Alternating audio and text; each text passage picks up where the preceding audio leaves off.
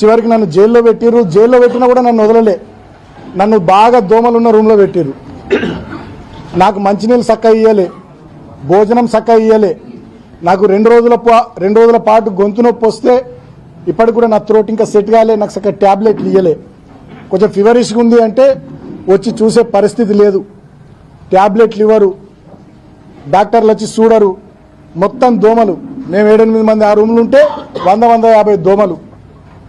అంటే కావాలని చెప్పి మాకు రిస్ట్రిక్షన్స్, నువ్వు గిన్నెనే తిరగాలి, ఇగో గిదే బ్యారకు, బయటకు పోవద్దు, న్యూస్ పేపర్లు ఇయ్యరు, పుస్తకాలు తెప్పించుకుంటామంటే దానికి కోర్టు నుంచి పర్మిషన్ కావాలంటారు. చలి బాగా పెడుతుంది, ఇబ్బంది అవుతుంది అంటే దుప్పట్లు ఇయ్యరు. మా శ్రీకాంత్ అని మా అడ్వకేట్ ఒక 3 రోజుల తర్వాత పాపం ఆయన పోరాటం చేసి నేను కప్పుకోవడానికి కూడా దుప్పటి, దానికోసం మా ఆదిలాబాద్ చెందినటువంటి శ్రీకాంత్ అనే అడ్వకేటు 3 రోజులు ఫైట్ చేయాల్సి వచ్చింది. 3 రోజుల ఫైట్ తర్వాత నాకు దుప్పటి వచ్చింది లోపలికి. అంటే ఇంత దుర్మార్గంగా, ఇంత పైశాచికంగా వీళ్ళు వ్యవహరించారు ప్రభుత్వ పెద్దలు. అంతే.